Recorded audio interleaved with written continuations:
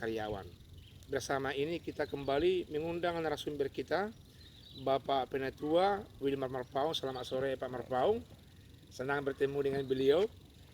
Di samping beliau yang cakap berbicara, banyak humor sebenarnya beliau ini, dan sangat akrab terhadap semua lini kehidupan, baik kepada pemimpin, baik kepada bawahannya dan sesama seperti itu.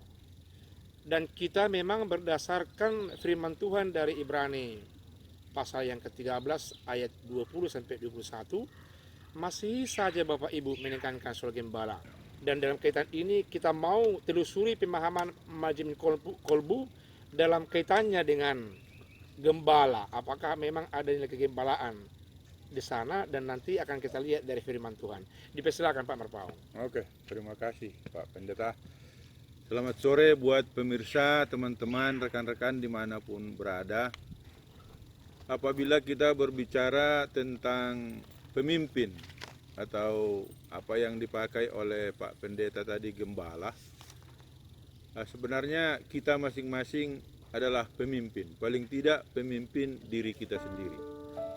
Berbicara dalam konteks perkebunan, kepemimpinan itu memang jelas sebagai gembala.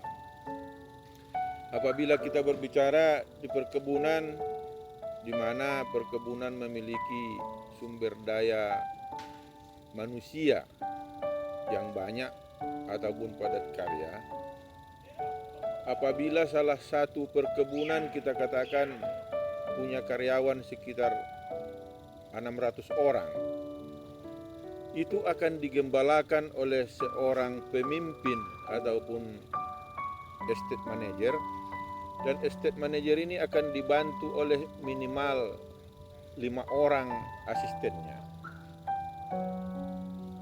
Setiap asisten akan memimpin sekitar 120 sampai 150 orang karyawan.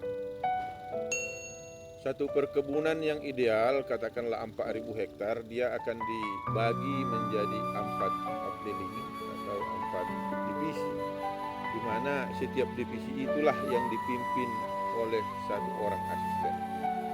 Asisten yang memimpin 150 orang karyawan itu akan ditempatkan di masing-masing divisi. Terus perpanjangan tangan daripada seorang estate manager kepada asisten itu akan bersambung lagi kepada namanya mandor. Mandor ini biasanya kita berikan tanggung jawab antara 15 sampai 20 orang karyawan akan dipimpin oleh seorang mandor. Oke, sementara Pak Marpaung sudah pemirsa mengatakan ternyata di kebun ada sistem yang dipakai yang berpolakan kepada apa yang disampaikan oleh Musa dulu begitu ya. Ada pemimpin untuk 600 orang atau 15 orang, ada pemimpin 100 orang, dan ada pemimpin untuk 15 orang. Begitu Pak Marpaung? Iya. Oke, terus. Oke.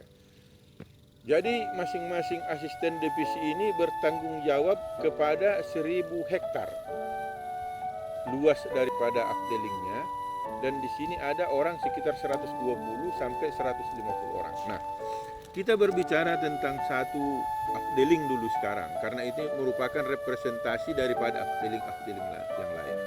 Komando dari seorang estate manager kepada asisten, terus dilanjutkan dari asisten kepada mandor, namanya mandor 1, dan dari mandor 1 kepada mandor-mandor yang lain. Salah satu contoh, katakanlah pemanen. Pemanen itu di dalam satu updeling dibutuhkan sekitar 30 sampai 40 orang contohnya. Ini akan dipimpin oleh 2 mandoran. Berarti kalau 2 mandoran, mereka akan memimpin sekitar 20 orang per satu mandoran. Inilah yang bertanggung jawab terhadap produksi di divisi itu, di updeling itu hari itu. Di satu sisi lain ada lagi mandor lain. Mandor lain ini ada namanya mandor perawatan. Mereka lah yang bertanggung jawab dengan perawatan tanaman itu. Dan ada lagi satu bagian lagi yang tidak kalah pentingnya, dia mandoran pemupukan. Jadi ada pemupukan, ada perawatan, ada panen.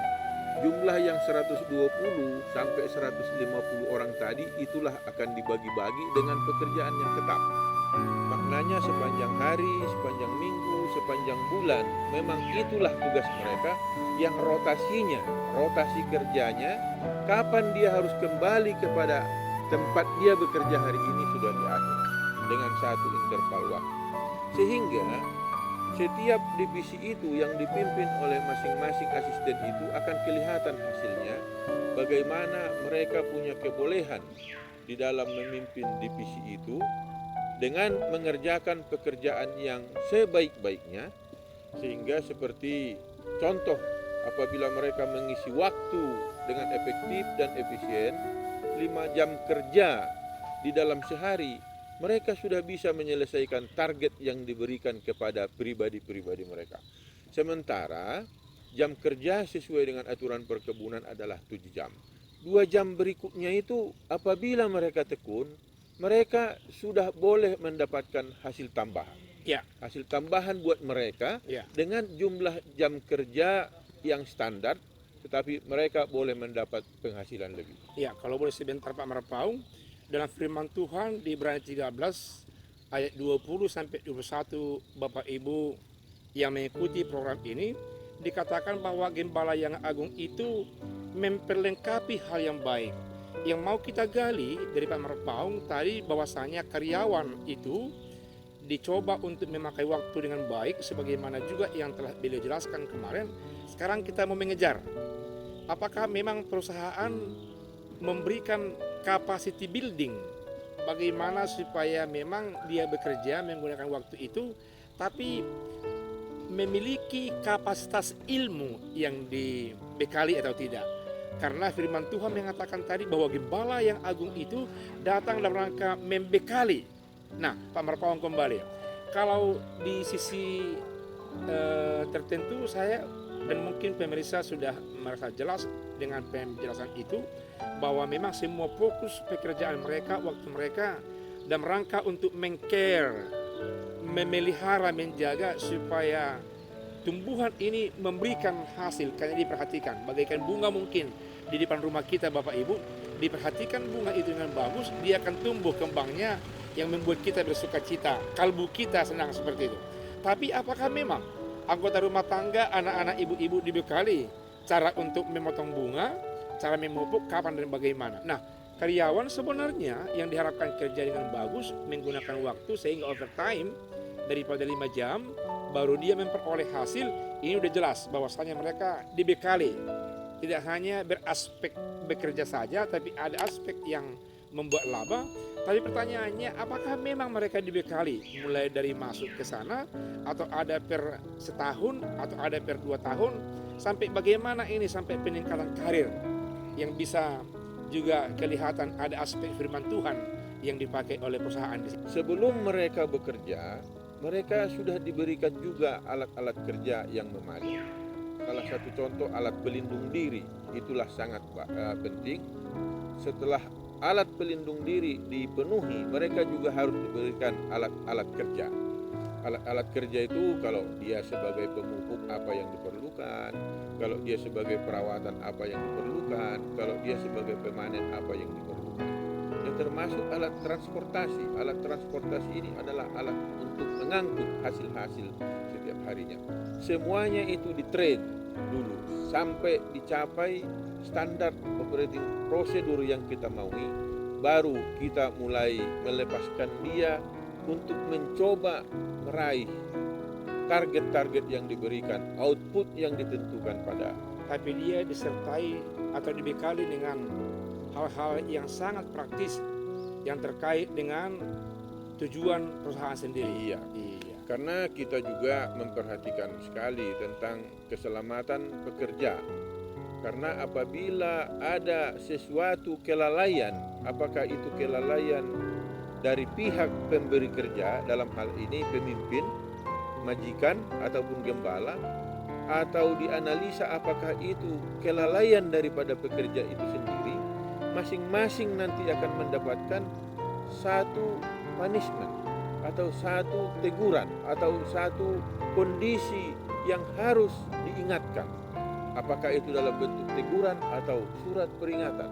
Tujuannya di situ adalah supaya dia mengingat setiap kesalahan yang dia buat supaya tidak diulangi. Nah, dengan cara seperti itu tentu kita pun sebagai pemimpin harus membuat cara bagaimana manajemen kolbu untuk menyampaikan apabila Anda lalai. Iya, dalam bahasa kita pemirsa, yang dimaksudkan oleh Pak Marpaung sebagai punishment adalah proses pendidikan sebenarnya, dalam rangka untuk menjadikan tenaga lebih sempurna untuk memperoleh pembekalan yang dimaksudkan. Lebih profesional. Ya, terima kasih kepada Pak Marpaung dan kepada pemirsa. Sebenarnya yang sangat terpenting yang mau kita kutip dari penjelasan beliau, bahwasanya aspek Injili yang kita lihat, bahwasanya perusahaan mengantisipasi jangan sampai ada karyawan yang salah pakai dengan alat-alat yang terkait dengan perusahaan sehingga mereka menjadi fatal. Yang berikut ternyata mereka sangat dihargai pemakaian waktu yang telah dianggap melebihi dari standar bekerja tiap hari. Inilah yang kita lihat merupakan gambaran atau aspek rohani, aspek Injili yang telah ditanamkan di tengah-tengah perusahaan yang termasuk beliau sebagai pengambil kebijakan selama ini. Firman Tuhan yang kita lihat dalam Ibrani yang ke-13, pasal 13 maksud saya, ayat 20 sampai ayat yang ke-21, di sana dikatakan demikian. Maka Allah damai sejahtera yang oleh darah perjanjian yang kekal telah membawa kembali dari antara orang mati gembala agung segala domba, yaitu Tuhan kita Yesus Kristus. Gembala agung dari semua domba yang ada di tengah-tengah jemaat, di tengah-tengah pasaran, yang ada di perkebunan, yang ada di mall, yang mampu untuk menggembalakan adalah Tuhan dalam nama Yesus. Oleh karena itu semua pemimpin yang ada di aspek kehidupan itu, di sektor pekerjaan itu, meski beraspek Injili, beraspek sukacita dan damai, supaya sungguh-sungguh terasa ada nilai sukacita dalam hidup mereka. Yang menjadi mungkin pertanyaan sederhana, mengapa ini diangkat di tengah-tengah kitab Ibrani? Jawabannya saudara-saudara, karena memang karena ada gerakan dari pemerintah Romawi yang mau mengusir, menghantam orang-orang Kristen yang berasal dari Yahudi, karena mereka tidak bersatu dengan orang Yahudi yang tidak Kristen seperti itu. Oleh karena itu banyak orang yang tidak mau beribadah, banyak orang yang meninggalkan kekristenan, murtad, dan dikatakan firman Tuhan, meskinya kamu harus menjadi gembala, menggembalakan antara satu dengan lain. Namun demikian, ada satu yang bisa membekali semua, membawa keluar dari persoalan itu, yakni Yesus Kristus yang tidak berdosa. Dikatakan oleh firman Tuhan dalam pasal yang keempat di Ibrani ayat yang ke-15, dikatakan demikian. Sebab imam besar yang kita punya bukanlah imam besar yang tidak dapat turut merasakan kelemahan-kelemahan kita. Sebaliknya sama dengan kita, ia telah dicobai, hanya tidak berbuat dosa. Jadi boleh kita katakan mereka-mereka pemimpin, baik di gereja, baik di pemerintah, baik di perusahaan, kalau tidak bersama gembala yang agung itu, yang tidak berdosa itu, mungkin tidak akan memperoleh sukses dalam setiap pelayanan pekerjaan mereka. Biarlah Bapak Ibu menjadi gembala yang agung yang lebih sempurna dalam nama Yesus, menata kehidupan yang dalam kesulitan ini, menata keluarga yang dalam kondisi ini, dalam serba kekurangan, dalam serba perasaan terancam, dalam serba keruwetan dengan yang lain. Jikalau hanya Bapak Ibu mengandalkan kemampuan sendiri tanpa disertai oleh Dia gembala yang agung, niscayalah kita akan menghadapi keruwetan yang bertambah-tambah di tengah-tengah hidup kita. Oleh karena itu, biarlah firman Tuhan lewat siaran kalbu pada saat ini senantiasa kita coba untuk menata kehidupan kita bersama sesuai dengan porsinya. Dikatakan Pak Marpaung tadi, ada satu pemimpin yang meski memimpin 100 orang, ada yang 500 orang, tapi ada yang 15 orang. Di rumah Bapak Ibu mungkin hanya memimpin paling banyak 10 orang. Biarlah sukses, karena Tuhan Yesus yang menjadi sahabat dan teman kita, menggembalakan segalanya. Amin. Mari kita berdoa. Terima kasih Bapak di sorga untuk proses interaksi kami atas pengalaman yang berbeda akan Tuhan sebagai gembala. Tuhan yang baik itu memberikan pemahaman yang baik buat kami untuk menata kehidupan, termasuk kehidupan yang ada di sekitar kami. Apakah menata orang-orang yang bekerja, menata umat yang percaya, menata masyarakat yang berbeda iman, menata orang-orang mungkin yang tidak sepaham dengan kami. Biarlah Tuhan yang menyertai kami, agar sungguh-sungguh kami dimampukan untuk mencapai tujuan dari kehidupan kami, di mana Tuhan memberkati dan menyetujuinya. Terima kasih Allah Bapa di sorga untuk persekutuan kami dengan hamba-Mu, Penatua Bapak kami Wilmar Marpaung. Berkati dia dalam pekerjaannya, berkati keluarga, berkati semua yang ada di sekitarnya. Dalam nama Yesus kami berdoa. Amin. Selamat sore Pak Marpaung. Tuhan berkati.